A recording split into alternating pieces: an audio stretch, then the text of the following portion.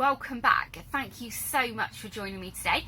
As you can see, I'm down at the allotment in my shared polytunnel. My area is here where we have lots of very sad and yellow looking tomatoes. So I don't know what has happened this year, whether I've neglected them more than I did last year, whether it was the fact that May in South Wales was the driest on record. I don't know if it's, on record in the last 10 years or since records began, I don't know, but it was a very, very dry May. And since then, when I was starting to plant everything out, and especially with the allotment, as soon as May was over, it just got really, the weather just got really drab, and it's just been terrible ever since. So the entire season for me, I think, has been pretty poor this year. But today I have decided that I need to get something done, and since it's raining outside, I'm just going to completely take all of my tomato plants out now.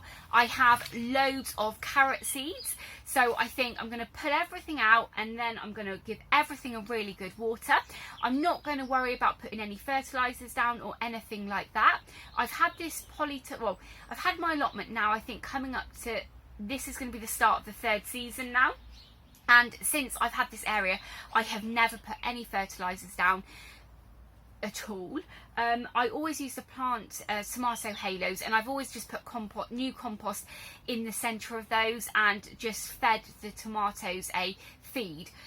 So, this soil isn't very good at all. It definitely needs rejuvenating. So what I'm going to do is just pull everything out today. I've got a couple of grow bags down the back. I'm going to put those down and then give everything a really good soaking, put some carrot seeds in, and then when these will be harvested it'll be spring next year, I will then think about putting new fertilizer down for the season ahead. I'm also thinking that I'm going to put some overwintering onions in here and a couple of garlic bulbs as well, just so I get a slightly earlier crop than the ones out in the ground.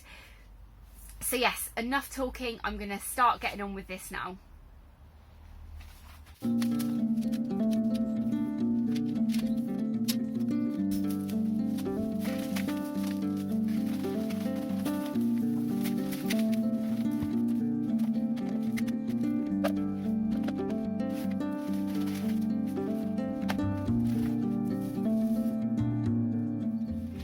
Look, these are some of the beans left over that I grew in between the tomatoes. I had such an amazing harvest this year. I can't believe it, considering I've never, really put much fertilizer down there. These ones are called Stanley. The other ones that I harvested in a video were called Calidor, and these are they are a different bean, but I left this one in because this was the only one from this variety called Stanley that I picked up from the Bristol seed swap earlier this year, and this has dried really nicely, so I'm definitely going to be keeping these and saving the seed.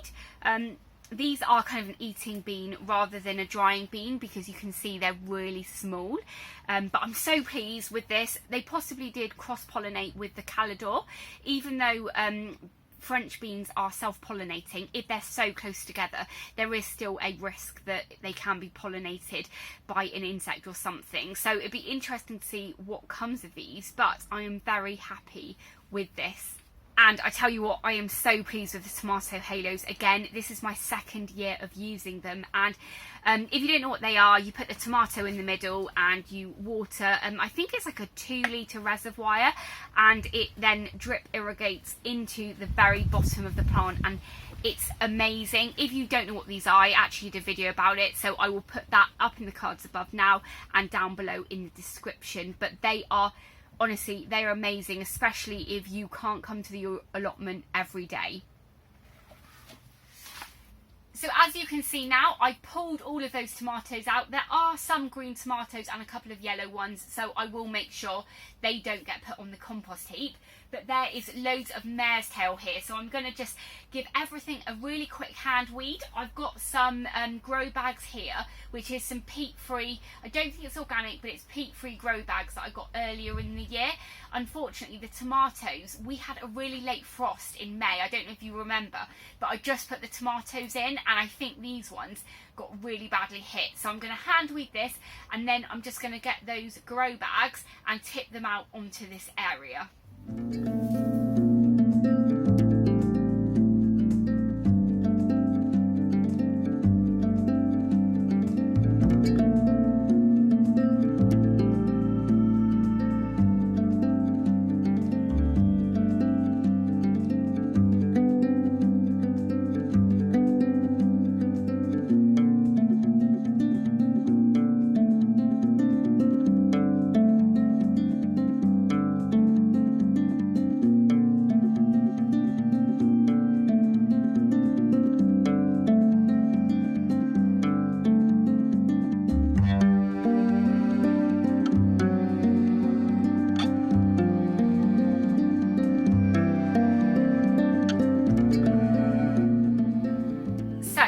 Compost is down now, and I've given it a really good water. You're probably wondering why I've actually bothered watering it, because the compost was already quite damp, but underneath where the halos were and when the tomatoes were in, everything was really dry there, and I'm actually going on holiday for a week, so I'm not going to be able to come to the allotment. So I thought give everything a really good soaking now, and it should keep it going until after I'm back. Luckily here, you know, I can message a friend or something and ask them to have a look at it, as this is the communal polytunnel. Now, I had planned on actually planting some autumn king in here. It was maybe a couple of years ago, I watched a video on YouTube. If I can find that video, I will put it below. But it was about growing carrots over winter, and I'd never really thought of that. And with my gardening club, we had a talk from Terry Walton. I don't know if you know him, he's on BBC Radio 2. He does a show about his allotment, and he is a couple of valleys over, so he's not really that far from where I live.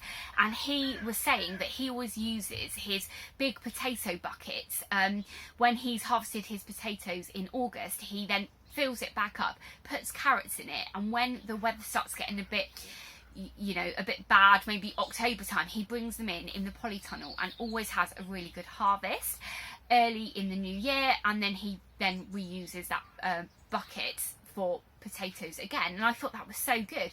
But also on this YouTube video I watched, people were actually sowing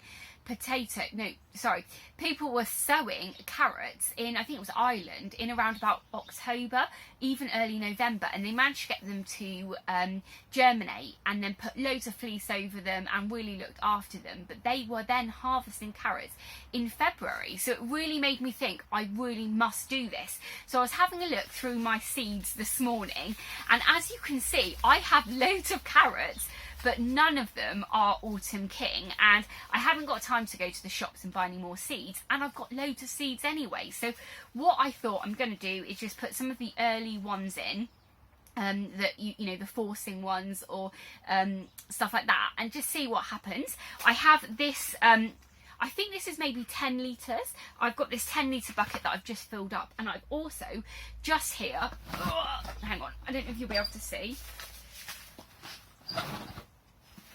I have got a 35 litre, oh you can't see it, sorry, it's really heavy, and there's an ant's nest going on in there, but that has got 35 litres of compost in. So I think I'm also going to try and put some carrot seeds in here, and then in here, and we can just see how they grow. I'm also planning on putting some onions in here and some garlic, just because it means I'm going to get an earlier harvest. So firstly, let's get some of these carrot seeds in. I don't know which ones I'm going to put in. I think, do you know what? I'm going to go with the ones that are already open, so I can just use that seed up. So let's have a look. There's nothing in there. So I've gone through all of those seed packets, and I've just, you know, I've just chucked the ones that were open and that were really out of date, because there's no point trying to grow them. They're not going to work, and then I'm going to be really disappointed. But I've got these two here which are open and they're in date. So the first one is just called James Scarlet Intermediate. I grew these a couple of years ago and I had a recycling box full of these, and I think about 4.5 kilograms. They grew really well. They cost 25p. They didn't get really big, they didn't get really long or anything like that. They were quite a nice little crop, so maybe they are just good for something like growing over winter. They're not going to be massive, and it says on here the last planting date is July. And then the next one is these, which are Nance, but they're early, so they're an early variety, but it says plant those by July, so we're at the beginning of September now. But we'll see how we go with these. If I get back from my holiday and nothing has germinated whatsoever, I might then go out and get some Autumn King. So what I'm thinking of doing is just putting a few rows of the carrots in the middle, and then I can put onions and garlic around the outside. I probably should sieve this. It's a little bit lumpy, but I'm not going to. So I'm just going to make some shallow drills. There are so many things that you can actually grow in your polytunnel or your greenhouse over winter. Like I earlier said though, I've never really done it before, but like salad crops and just loads of things. So I think what I'm going to do is put the early Nance in here, and then I can put the James Scarlet Intermediates in those pots that I've got. So I'm doing quite thick actually, but I don't know how well this seed's been kind of looked after, to be honest, because it is open, and I don't know if I opened it this year, so I could always thin them out.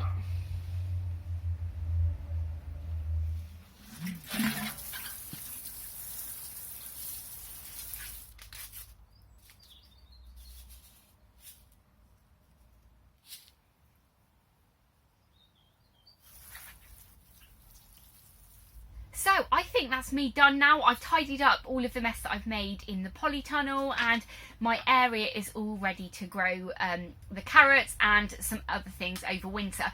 With the larger container that I've got here, I'm just kind of resting it on the edge of the raised bed I've got here, and a bit of wood there, so it's actually going to be okay there while I'm away. I'm not encroaching on anybody else's space in the polytunnel, which is great, and I'm really hoping when I come back I'll see some of them have germinated.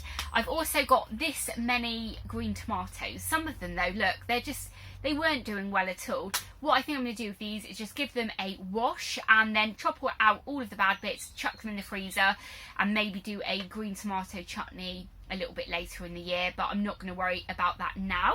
So anyway, I really hope you've enjoyed watching my video today, and if this is the first time you're watching one of my videos, please do hit that subscribe button and ring the bell so you'll be notified of all of my latest videos. YouTube have some videos up on the screen now that they think you'll like, so please go ahead and watch those ones, and I will catch up with you in the next episode. Bye!